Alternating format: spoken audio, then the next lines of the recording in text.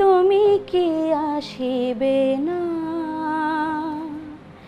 বলেছিলে তুমি আসিবে আবার, বলেছিলে। রোদে পুড়ছে ত্রিশালের কাজীর শিমলা গ্রামের দারোগা বাড়ির উঠোন।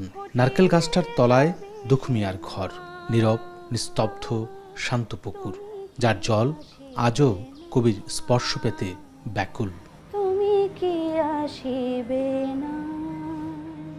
দেয়ালে দেয়ালে ফুটে আছে কবির হাতে লেখা নির্জন স্বাক্ষর। কোনো কবিতায় সে দুরন্ত, কোথাও প্রতিবাদে গগনের পানে অসীম ছুটে চলার প্রত্যয়, আবার কোথাও প্রেয়সীর কাছে পাওয়া বেদনার নিদারুণ বিলাপ। ত্রিশালের কাজী শিমলার এই খাটে ঘুমাতেন কবি কাজী নজরুল ইসলাম। উকি দেয়া দক্ষিণের এক টুকরো রোদের রেখায় ছবিগুলো যেন এখনো চঞ্চল হয়ে উঠছে। লাইব্রেরিতে আছে পৃথিবীর বিভিন্ন ভাষায় অনুদিত নজরুল, তার সঙ্গীত গবেষণাকর্ম। তার স্মৃতিকে ধারণ করতে 2008 সালে এখানে প্রতিষ্ঠা করা হয় নজরুল স্মৃতিকেন্দ্র। কালের আবর্তে অযত্নে অবহেলায় নজরুল স্মৃতিকেন্দ্রটির অবস্থা এখন শোচনীয়। এটি সংস্কারের দাবিও জানাচ্ছেন এলাকাবাসী। জাতীয়ভাবে নজরুল জয়ন্তী, যেটা বলে জন্ম জয়ন্তী, সেটা উদযাপন হয় না আজকে অন্তত 15 বছর। পর্যাপ্ত লোকবলের ঘাটতি রয়েছে, যেটা দিয়ে একটা প্রতিষ্ঠান পরিচালনা করার ক্ষেত্রে আসলে প্রতিবন্ধকতা। শুকালো মিলন মালা, আমি তবে যাই, শুকালো মিলন মালা। 1914 সালে ভারতের আসানসোলের চায়ের দোকান থেকে দারোগা রফিজুল্লাহ কিশোর নজরুলকে নিজের বাড়িতে নিয়ে আসেন। পরে তার ঠাঁই হয়েছিল ত্রিশালের নামাপাড়া গ্রামে বিজুতিয়া ব্যাপারী বাড়িতে।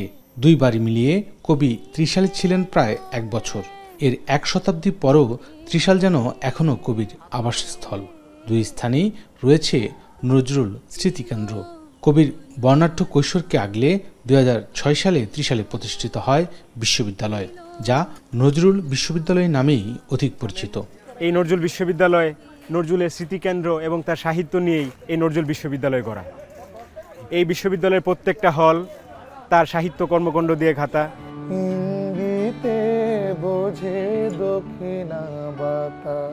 সীমিত সচল জীবনে রচনা করেছেন গজল, কাব্যসঙ্গীত বা প্রেমগীতি, ঋতুসঙ্গীত, খেয়াল, রাগ প্রধান, ঠুমরি সহ 3000-এরও বেশি গান। সঙ্গীতে যতগুলো শাখা প্রশাখা আছে, এমন কোনো শাখা প্রশাখা নেই যেখানে নজরুল ইসলামের পদচারণা ঘটেনি। অসাধারণ একজন প্রতিভা। গানে যেভাবে আমরা প্রেম, ভালোবাসা, বিরহ, দ্রোহ সবকিছুর একটা মিশ্রণ পাই। নজরুল কি লিখে গেছেন, কি বাণী দিয়ে গেছেন আমাদের মধ্যে, এটা অসাধারণ। এত তাড়া কইরা ডাক পাঠাইলা, সানবানুর বিয়ার হইব না। এছাড়া নজরুলের রচিত নাটকের ভাষা, গীত ও কাব্যের যুগলবন্দিতে আবৃত, যা সমৃদ্ধ করেছে বাংলা সাহিত্যকে। তবে দেশে নজরুল চর্চার উদাসীনতার কথা জানালেন ভক্তরা।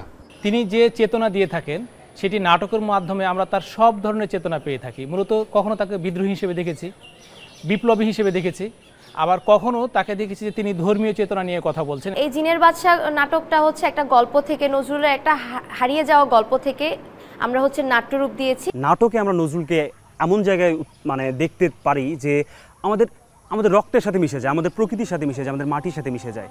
তবে নিজের সৃষ্টি দিয়ে প্রেম ও দ্রোহের কবি হয়ে বাঙালির হৃদয়ে আজীবন বেঁচে থাকবেন বহুমাত্রিক ঔজ্জ্বল্যে ঋদ্ধ কাজী নজরুল ইসলাম।